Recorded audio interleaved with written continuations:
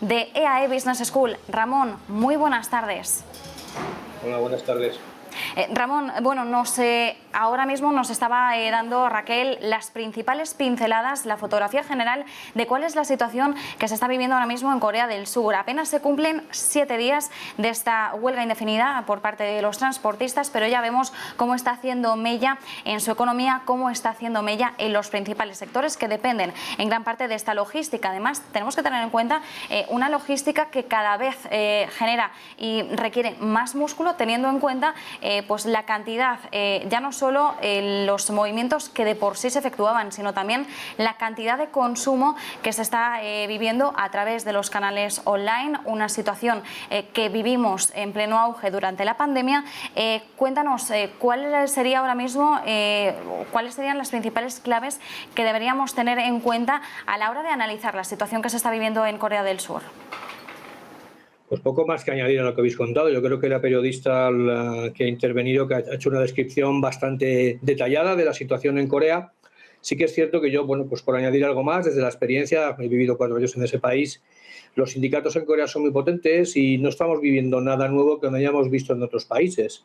Yo creo que la inflación, el aumento de precios, sobre todo en el diésel, y la retirada de ciertos estímulos que este gobierno recién elegido tiene pensado retirar a final de año, pues tiene en pie de guerra a los camioneros. Hay que tener en cuenta que en Corea hay aproximadamente 420.000 camioneros que nosotros podríamos definir como autónomos, ¿no?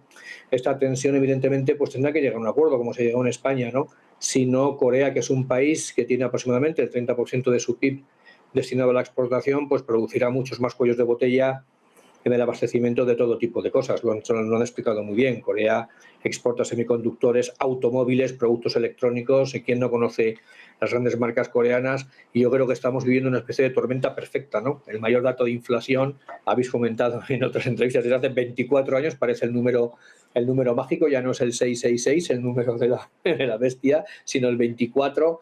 Y incluso las tasas de crecimiento previstas en Corea pues han sido minimizadas, ¿no? Como ha pasado con España, y de una previsión de crecimiento del 3%, pues están previendo un crecimiento del 2,7%, que probablemente en cuanto introduzcamos el efecto inflación será todavía menor, ¿no? Como bien indicabas, bueno, 30% del PIB de Corea del Sur está destinado a la exportación. Mencionabas esa tormenta perfecta, que realmente la estamos viendo no solo en el caso de Corea del Sur, es que la estamos viendo ahora mismo en todos los países, sobre todo en las economías desarrolladas. Estamos viendo esa escalada de precios, esos problemas persistentes en la cadena de suministro, todo ese efecto arrastre de varias crisis simultáneas. A la sanitaria ahora mismo se nos añade esta nueva crisis sobre la mesa. Y bueno, también tenemos que mencionar, ¿no? País vecino, en China, en concreto en Shanghái, teníamos recientemente también unos bloqueos que sumaban todavía mayores problemas a esa crisis de cadena de suministro que ya teníamos. Una cosa curiosa que comentabas, Ramón, en tu experiencia en el país, decías, los sindicatos en huelga son muy potentes. Estamos viendo cómo las conversaciones entre sindicatos y gobierno están ahora mismo totalmente encalladas. Hay un diálogo roto, así es como lo describían los sindicatos. Recordemos cuál es su exigencia. Ellos lo que están pidiendo ahora mismo los transportistas surcoreanos es ayudas por parte del gobierno ante esa escalada del combustible. Esto también lo estamos viendo en otros panoramas, no solo en Corea del Sur, pero en un país en el que la exportación forma parte de un grueso tan importante del PIB. Recibir esas ayudas para el correcto funcionamiento de la economía entendemos que es más vital que nunca. ¿Cuál podría ser el punto de inflexión en esas conversaciones entre sindicatos y gobierno? Sí, bueno, a ver, Corea tiene un sistema que, digamos, regula precios al sector del transporte para que no operen en pérdidas. Se llama sistema de tarifas de seguridad, pero solo amerita el 6% del sector, que son básicamente los transportes de contenedores. Básicamente casi toda la exportación hoy en día se hace en contenedores, ya no existe prácticamente exportación en bulks, a no ser que sea pues materias commodities consumibles, ¿no? Y una de las peticiones de los sindicatos es que estas medidas, que por cierto el gobierno incluso tiene pensado retirarlas a final de año, yo creo que esto es algo totalmente descartable, no van a poder hacerlo, ¿no? Lo que piden básicamente ellos es que estas medidas se extiendan a todo el sector. Claro, estamos hablando que son unas medidas que llevan protegiendo a una parte muy pequeñita, pero que es vital en el sector del transporte, extenderlo a todos, ¿no? Y bueno, yo creo que básicamente el acuerdo debería de ir por ahí, ¿no?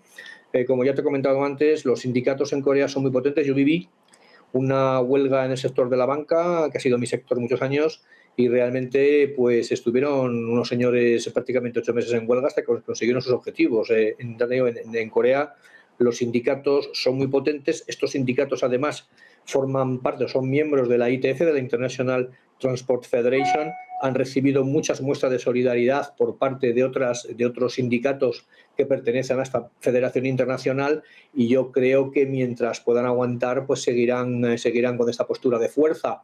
Corea tampoco se puede permitir mucho tiempo estar así, porque es un país que depende mucho de su sector exportador. Lo comentaba la compañera antes, cómo ha disminuido. Corea tiene 2 puertos de salida, Incheon, que está cerca de Seúl, que es la capital, y Busan, que está en el sur, que es la zona básicamente industrializada.